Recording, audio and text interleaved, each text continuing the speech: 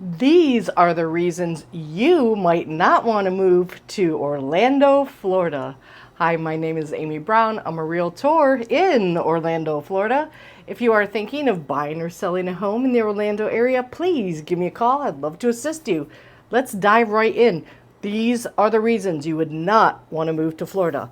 Number one, it's expensive. Everything here costs more. I guess unless you're in Boston or Manhattan, but we're right behind them. The cost of food, cost of gasoline, home insurance, car insurance. It's a very expensive place to live. I think there was an idea in society that Florida was this quaint little place you could move to and save a lot of money moving here, and that is just not the case unless maybe you're coming again from like the New York, New Jersey area, then maybe, but that's about it, or California.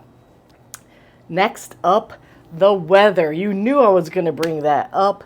It is very humid and hot. It is unbearable in the summer, but you do get a very mild winter.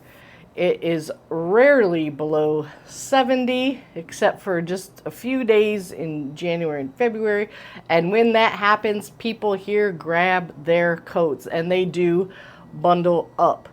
So people moving to Florida from California, for example, often ask about the weather because they have amazing, perfect weather all year round, and that is definitely not what we have here. We do have so much sunshine that when it's an overcast day, I get a little grumpy, and I need to really work on that.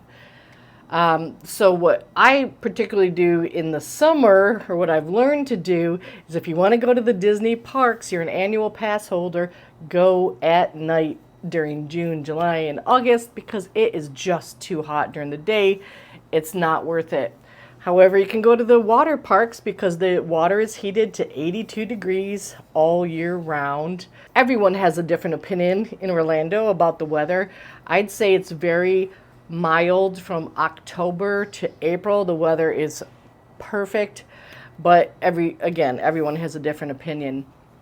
And I do have people ask me from Texas and different places if we do get hail here in Orlando, and yes, we do. And some neighborhoods not terribly far from me, some of the people had their cars damaged and their roofs damaged during a hailstorm in 2023, but I've been lucky and that hasn't happened to me yet. Next up, bugs. People from California have beautiful weather and no bugs, so they want to know, what are the bugs like in Orlando? Yes, there are bugs, and there are supposed to be something called love bugs, which kind of take over for 3 to 4 days and literally cover your cars here. I have not experienced that yet, so I don't know if with all these suburbs that are popping up overnight, I'm not sure what's happening to the bug community, but I just haven't seen that personally. We do get mosquitoes, but again, not bad either. I know the suburbs and the cities around Orlando do spray for mosquitoes, so for good or for bad, that's what happens. So there's not a big mosquito issue. And of course, if you go in Disney, everything is perfect. It's Disney perfect. And they spray for mosquitoes, so you are not going to find mosquito in Disney. If you do, you should probably alert someone that it got through their system, because again, that just doesn't happen.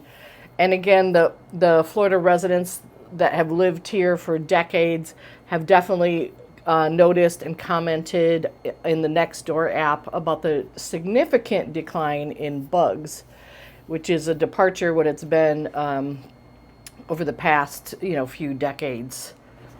Next up is property taxes. As the home values rise in the Orlando area, as they have done over the past several years, property tax assessments rise as well. So unless you're moving here from a very high state tax, such as New Jersey, for example, you might be unpleasantly surprised by the high property taxes in Florida. We don't have state income tax, so that does help offset it, but not fully. And Every time there's new assessments and appraisals being done, guess what? You're going to get a notice that your property taxes are increasing.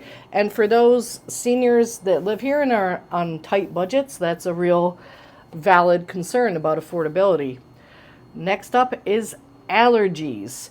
I did notice that I was coughing more after moving to Florida, but I do take Costco brand allergy pills, and it can usually handle it. It's not an issue.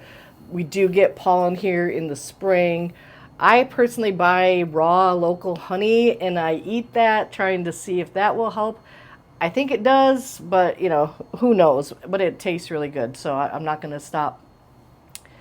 Next up are utility costs in Central Florida. This is definitely an issue that impacts affordability, particularly for those that are on a very tight budget. In the area I live in, we have Duke Energy for our electricity. And if you ever go on the Nextdoor app, which is always an interesting dive, you might want to have a half hour and a cup of coffee to do that. A common complaint from the local residents is the increased cost of electricity over the past 10 years, that it's, skyrocketed. I am very lucky to have a really energy efficient home, so my bills are reasonable. No, they are not cheap by any means, but they are reasonable. Next up, Orlando is big. It is big. It is not. It seems like it's a medium-sized town, but it's growing. It's definitely growing, and there are growing pains when you have a town just exploding the way Orlando is. There is so much new construction in all areas surrounding Orlando. For example, we have Apopka and Claremont that are just growing so fast in the northwest. You have St. Cloud that is booming to the southeast. If you go south of Orlando, Kissimmee and Poinciana are taking off as well. If you drive through any of these towns that I just mentioned, you will see new construction community after new construction community. And that does impact how long it takes to get from one place to another, because of all the home construction has impacted the need to widen all the roads and to add bridges.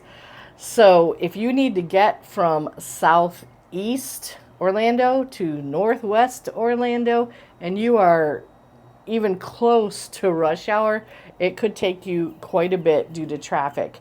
I mean, these are growing pains. I mean, it's a good problem to have because people want to live here for a reason. So it is crowded. So going hand in hand with the theme of Orlando is big, yeah, it's crowded. A lot of people have moved here over the past 5 years, including yours truly.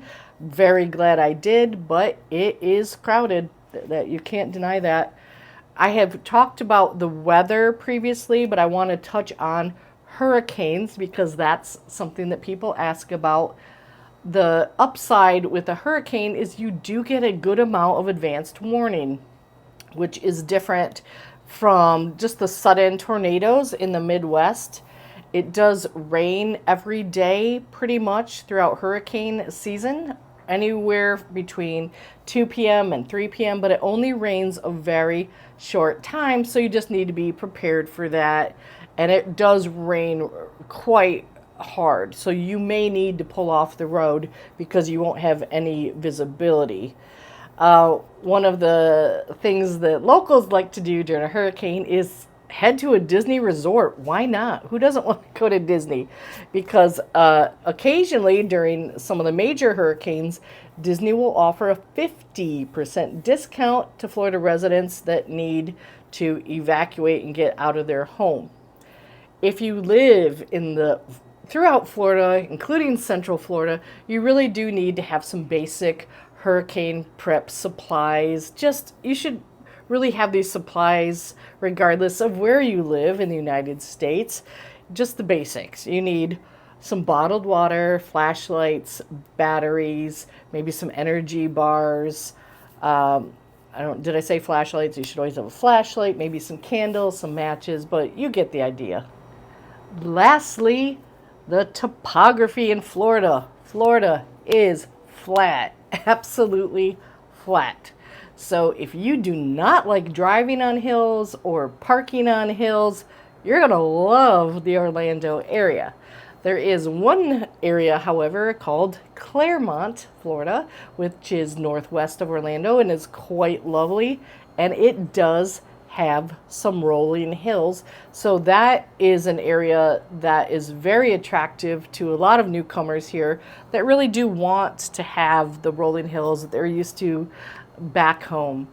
But no place is perfect. Obviously, I like living here or I wouldn't be here. So, but these are the things you need to know about moving to Orlando. Thanks for watching.